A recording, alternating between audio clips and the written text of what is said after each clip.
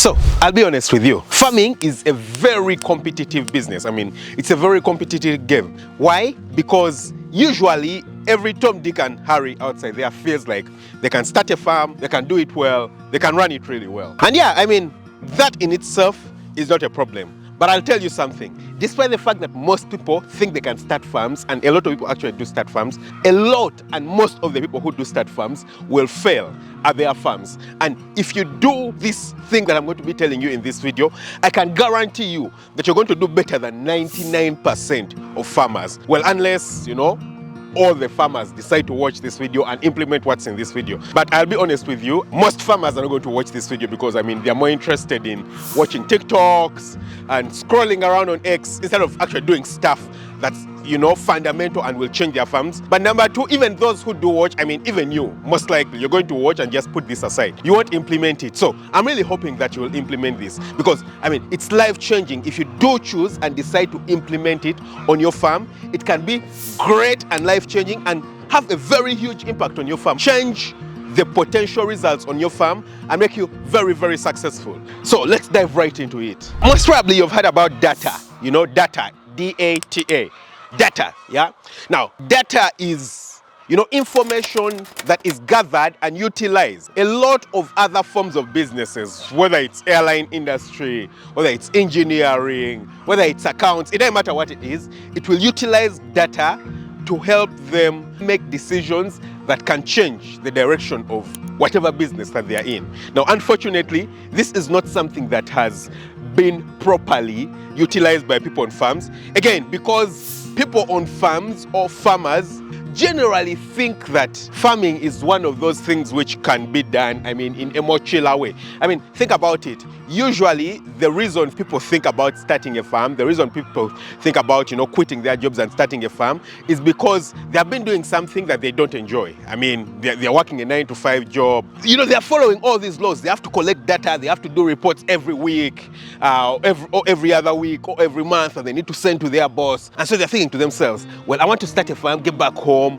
I'll be able to relax, I'll be able to, you know, sit down, not be able to account to anyone. I can just get up in the morning, you know, just like me here. You can see one of the guys bringing eggs. Yeah, you know, eggs from the chicken house. So I can just get up in the morning, get myself an egg, eat an egg, or do whatever I want to do around, go to the garden, pick up some fruits or something like that and eat. And I mean, it feels appealing. It's something that's attractive, yeah? Most people feel like they're running away from the work by choosing to join farming. And that is the problem, yeah? Because what that leads to is that, first of all, they never treat it like any other business that, you know, they would handle, yeah? And what that means is that they don't collect the data that they do need to require. Now, if you want to be successful when it does come to farming, you need to make sure that you gather data and make decisions based on data. Now, that simply means taking record of each and every freaking thing that happens on the farm. Yeah, I know it's really crazy, but you need to take record of everything. You need to take record of when you last slashed the farm, yeah, because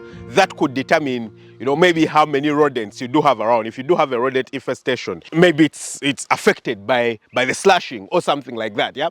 You need to record when people come in and when people go out from the farm. So do you have a visitor's book, yeah? You need to record every time that you buy, for example, feed. Every time that you buy feed for the farm, you need to make sure that you record it. You record how much feed you bought, you record the price at which you bought, you record the source from which you bought it, because, I mean, these are decisions that are going to directly impact whether you're successful or not. I mean, such a simple thing will help you understand your profit margins, yeah? It could also help you understand a more effective source of maize. It could also help you understand that maybe this maize was infected. If you do get a batch of birds that get sick, you can very easily tie it down or pin it to this source of maize or this source of, you know, soy, if you're using soy, when it does come on the farm. And so you have a proper referral point simply because you're taking records. I mean, I've shared an experience we had over here on the farm, yeah? So we had a particular chicken house, and a few days later, we start noticing that the production is coming down, like the egg laying is really coming down. Nothing else is affected. I mean, the feed consumption is not really affected. Of course, we don't measure water consumption here on the farm. Because of the system of drinkers that we do have and the watering system, it's quite difficult for us to measure water consumption. But we measure the rest of the stuff, yeah? So we noticed that, well, the feed consumption is remaining the same, but the egg production is terribly dropping, like very, very terribly dropping. Now, it was really worrying. Yeah, it was really worrying. And, it was at a very steep rate that this was happening. So after asking around and trying to find out, I asked, the manager, what's happening? What's happening? I tried to find out the records. And then while going through one of the records of, the books, yeah, I noticed that the signature changed from one person, because every day they do have checklists that they do fill out on the farm, yeah. And I noticed that, at a particular point over the last 3 days or 4 days, the signature over there changed, yeah. And this directly correlated with the next day egg production starting to come down, and then the next day, and then the next day. And then I asked the manager, I'm like, what the hell happened here? He's like, well, on this day, this worker left, and so I moved a new worker over into the house. And then at that very moment, I knew most probably this is a management problem. Yeah, it's a management problem, something to do with management inside the chicken house. So one person moved away, another person moved in, and this person just wasn't doing things the way they were supposed to be done before, or just wasn't following things. So I've of course tried to now start digging deep, asking about the procedures. How is this person doing this? How is this person doing? How is this person doing this? They seem to be doing everything well and okay. So I decided to enter the chicken house myself. I knew that it's a management problem. It's not anything else. Yeah, it's 100% a management problem, because it simply as a result of switching people. Yeah. So I get inside here, and then I'm moving around, and then I noticed that the drinkers, like literally more than half of the drinkers don't have water. Yeah. So this guy who got in had said adjusting the knobs, and he made them a bit too tight in such a way that very little water was coming out. And what that meant is that the birds were not taking water. And as you might already know, about 80% of an egg is water. Yeah. So if the birds are not taking water, then what exactly are you expecting? You're going to have catastrophic results, really catastrophic results. So I immediately noticed that, we corrected it, and everything went back well. But if I hadn't been taking records, the guy had been trying to identify the problem for a long while, and he couldn't identify it. And, it's quite crazy, but it's difficult sometimes for you to think that water is the problem, because you're using automated drinkers. The thing is open. Sometimes when you do pass, you're seeing the chickens on the drinkers.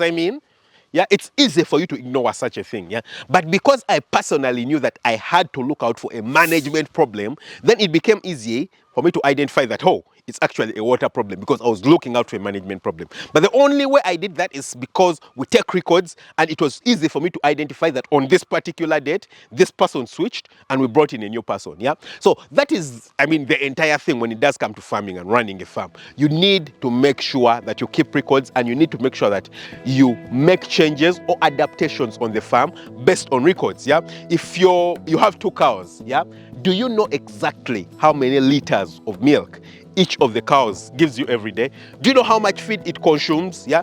Do you understand everything about it? Yeah. It might give you less milk. Maybe one of the cows gives you 25 liters of milk, and another gives you 22 liters of milk. But when it does come to the feed consumption, the cow that takes, gives you 22 liters of milk probably eats 10 kilos less than the other cow. Yeah.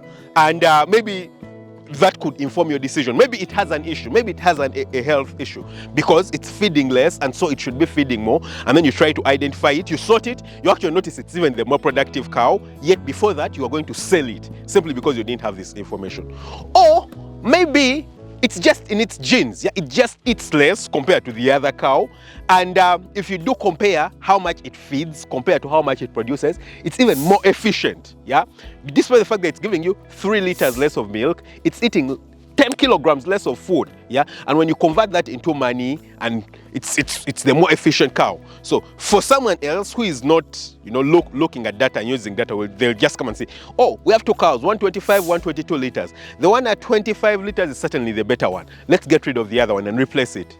You could be getting rid of the wrong cow because you're not utilizing the information. Yeah? You're not, first of all, gathering information which could help you, make better decisions. Guys, oh my God, look at this garden. It's full of weeds. Really, really terrible. Yeah, this is my dad's garden. He planted here groundnuts. It was weeded, but whoa, it's really crazy. It's full of weeds. My. I believe it's because we do have manure inside there that it does have a lot of weeds. Yeah, I hope they're doing well. Anyway, yeah, so that's it, guys. Yeah, so you need to make sure that you make information-based decisions. You need to record everything when it does come to farms, because most people don't record stuff when it comes to farms, and so they don't make the correct decisions. Yeah, recording stuff will simply mean that you turn out to be as efficient as possible. I mean, personally, when I started out, I wasn't this efficient. I wasn't keeping records and things like that. But each and every time, I mean, at this point, I think my managers, I mean, just keep getting tired and tired and tired, because it's like every week I come up with a new parameter that we need to measure. Now, of course, you need to make sure that you don't get to the point where you're overloading the people with record taking instead of doing the actual work on the farm.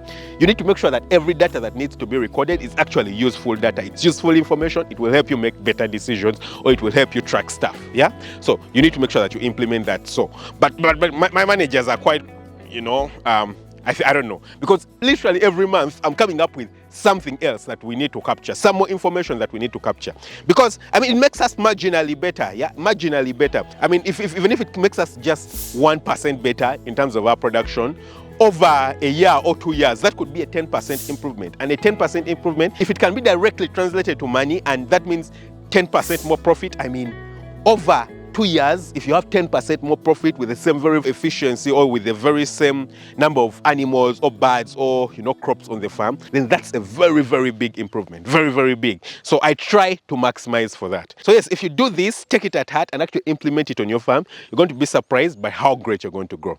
Don't forget to hit the subscribe button, smash the notification bell. Catch you very soon with another video. Lots of love. Bye-bye.